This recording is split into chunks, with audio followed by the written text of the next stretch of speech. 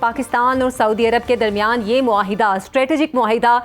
پاکستان کو کن کن پہلوؤں کے حوالے سے فائدہ پہنچائے گا، اور خاص طور پر جو دیگر ممالک ہیں وہ اب اس حوالے سے کیا سوچیں گے؟ اور خاص طور پر ہم مڈل ایسٹ کی سچویشن کے حوالے سے بھی بات کر رہے ہیں کہ مڈل ایسٹ میں اب صورتحال کیا بنے گی؟ پاکستان اور سعودی عرب کا جو الائنس بننے جا رہا ہے، اب اس میں کیا مزید ممالک بھی شامل ہوں گے؟ اس نئے الائنس کو آپ کس طرح دیکھ رہے ہیں؟ یقیناً پاکستان کے لیے ایک بہت بڑی کامیابی تو ہے، لیکن کیا یہ الائنس ہمارے پڑوسی ملکوں کے لیے کچھ پریشان کن بھی ثابت ہوگا؟ جی، پریشان کن تو دو ممالک کے لیے نا، کیونکہ یہ جو ہم نے الحمدللہ سعودی عرب کے ساتھ کل ایک بہت ہی گہرا دفاعی تعاون کا معاہدہ سائن کیا ہے، تو سعودی عرب کی طرف سے تو اسرائیل کو یہ پیغام ہے کہ مشرق وسطیٰ میں اب اکیلا اسرائیل جوہری طاقت نہیں رہا۔ پاکستان کے ساتھ ایگریمنٹ ہو گیا ہے، تو وہ جس بنیاد پہ اسرائیل جو ہے وہ مشرق وسطیٰ میں اپنی مرضی ٹھونسنا چاہ رہا تھا، وہ اس کے جو حقائق ہیں زمین پر وہ بدل گئے۔ دوسرا یہ ہے کہ سعودی عرب کو یہ، اور آئی تھنک دوسرے ممالک کو بھی احساس ہو گیا ہے کہ وہ جو ریلیشن شپ امریکہ کے ساتھ جو ان کی دفاعی تعلق تھا، جس پہ ہزاروں ارب ڈالر ان ممالک نے خرچ کیے، اسرائیل کے معاملے میں آ کر وہ دفاعی تعاون جو ہے وہ بالکل فیل ہو جاتا ہے، اور امریکہ ان کا دفاع کرنے کے لیے تیار نہیں ہے، صرف تسلی دے گا۔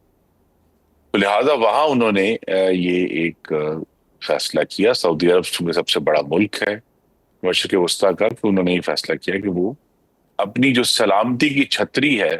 اس کے لیے صرف امریکہ پر انحصار نہیں کریں گے، وہ پاکستان کے ساتھ انہوں نے ایگریمنٹ کیا۔ پاکستان کے لیے یہ پیغام جو ہے وہ ہندوستان کو بڑا ایک تگڑا پیغام گیا ہے کہ ٹھیک ہے، آپ کے سعودی عرب کے ساتھ بہت گہرے تعلقات ہیں،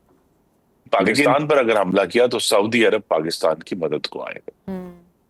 تو لہذا ایک اصل میں آپ کہہ سکتے ہیں کہ اس معاہدے نے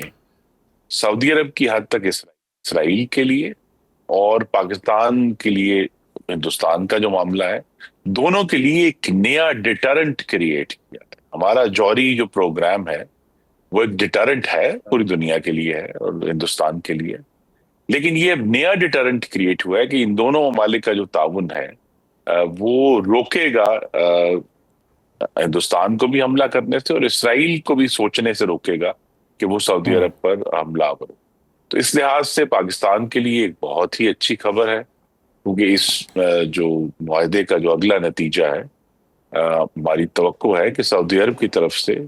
ایک بہت بڑی سرمایہ کاری ہوگی پاکستان کی دفاعی پیداوار کی صنعت، جس میں GF-17 ہم بناتے ہیں، دوسرے جہاز بناتے ہیں، چھوٹے ٹرینرز جہاز بناتے ہیں، ان میں انویسٹمنٹ ہوگی، اور جو آنے والی پاکستان کی جو چائنا کے ساتھ ریلیشن شپ ہے، اس میں بھی پاکستان کے پاس وہ اب زیادہ وسائل میسر ہوں گے۔ اگر ہم J-10C کی تیاری پاکستان میں شروع کرنا چاہتے ہیں، اس سے بھی ایڈوانس پلین کی، اور دوسرا جو پاکستان کی بڑی افواج ہے انہوں نے بھی پچھلے 11 سال میں ایک بہت اچھی مقامی صلاحیت حاصل کی ہے چین کے تعاون سے۔ تو اگر وہ جس چیز کی وجہ سے پاکستان کو ایک رکاوٹ تھی کہ ہمارے پاس وہ وافر سرمایہ موجود نہیں ہے، تو وہ خرم صاحب، اس میں خرم صاحب اجمل جامی عرض کر رہا ہوں، میں آپ گفتگو جاری رکھیے گا، ایک سوال میرا بھی لے لیجئے، جو اجمل جامی آپ سے مخاطبوں سے عرض کر رہا ہوں، یہ اس معاہدے کے بعد، چونکہ میں ابھی ابتدائی میں بھی ذکر کر رہا تھا کتنی ہیوی ریلائنس تھی سعودی عرب کی مشرق وسطیٰ کی امریکہ کے اوپر، 79-78 ارب ڈالر دفاعی بجٹ اور 80% پیداوار، 80% جو ضروریات تھی وہ امریکہ سے پوری ہو رہی تھی، سو از دا کیس وتھ قطر۔ تو یہ جو ہیوی ریلائنس آن امریکہ تھی for security and defence equipment, اس پر کیا فرق پڑے گا؟ امریکہ کا ریئیکشن کیا ہو سکتا ہے؟ پاکستان کیسے صورتحال کو بیلنس کرے گا؟ جی، ریلائنس پہ تو ابھی کم از کم شارٹ ٹرم میں فرق نہیں پڑے گا، کیونکہ آلریڈی جس طرح پلیٹ فارم جو ہوتے ہیں کسی ملک کے، اس کی پوری ٹیکنالوجی اس کے ساتھ اٹیچ ہوتی ہے۔ لیکن جیسا میں نے کہا، اگرچہ یہ بات بہت ہمیں کھل کر نہیں کرنی چاہیے، لیکن اس جو ایگریمنٹ ہوا ہے، سعودی عرب کو براہ راست पाकिस्तान के तवज्जुद से चीन की हाई टेक्नोलॉजी तक एक एक्सेस मिलेगी। अमेरिका इसको अच्छा नहीं समझेगा, अमेरिका के लिए एक लम्हा फिक्रिया है, लेकिन डोनाल्ड ट्रंप जो हैं, जो हर ताल्लुक को और हर आने वाले दिन को अपने जाती फायदे के लिए या सिर्फ बहुत ही एक तंग नजर अमरीकी मफाद उन्होंने अपने लिए डिफाइन किया है, तो उनके सामने भी सवाल आएगा कि क्या ये एक ऐसी चीज है जिसके लिए वो सऊदी अरब से अपने ताल्लुकात खराब करें। और मेरी कयास ये है कि वो नहीं करेंगे और अपने ताल्लुक को कायम रखेंगे, बिकॉज अभी भी जब तशरीफ लाए थे डोनाल्ड ट्रंप तो सऊदी अरब ने कुछ 600 अरब डॉलर के जो मुआहदे थे डिफेंस के और दूसरे उनसे किए थे, तो लिहाजा वो उसको कायम रखेंगे। लेकिन एक और जो इस पूरी जो तब्दीली आ रही है मशरिक़ वस्ता में, उसके पीछे जो बुनियादी फैक्ट है वो ये है कि अब 11 साल से हर साल अमेरिका जो मशरिक़ वस्ता से तेल खरीदता था एक जमाने में, उसकी जो रिलायंस थी अब वो तकरीबन खत्म हो चुकी है। अमेरिका अब मशरिक़ वस्ता से तेल नहीं खरीदता। तो ये जो ख्याल था कि उस तेल की सप्लाई को बरकरार रखने के लिए अमेरिका ने अपनी सलामती की छतरी इन ममालिक के ऊपर तानी हुई है, वो तो पिछले 11 साल से आहिस्ता आहिस्ता कमजोर हो गया है बहुत। इसलिए हमने देखा कि जो है वो शाम का क्या हाल हुआ, अमेरिका ने उसको डिफेंड करने के लिए इंटरवीन नहीं किया, और इराक का भी जो पिछले बहुत सालों से हमने हाल देखा है वो इसी वजह से है कि अमेरिका को अब वो अपनी ऑयल सप्लाई को प्रोटेक्ट करने की जरूरत नहीं रही। ये जो फैक्टर ये रहेगा, ये जो खुर्रम साहब सवाल पूछा, सऊदी अरब के सामने एक डायलेमा है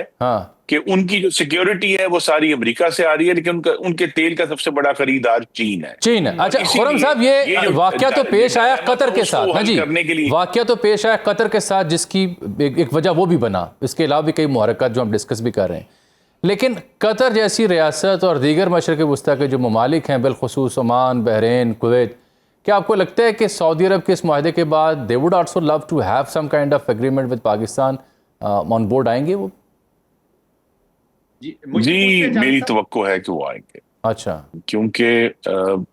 मुस्लिम दुनिया में 3 ममालिक हैं जिनकी कोई हम कह सकते हैं काबिल जिक्र फौज है, पाकिस्तान, तुर्की और इजिप्ट। इजिप्ट की सिचुएशन ऐसी नहीं है। पाकिस्तान ने वक्त पर जो एक,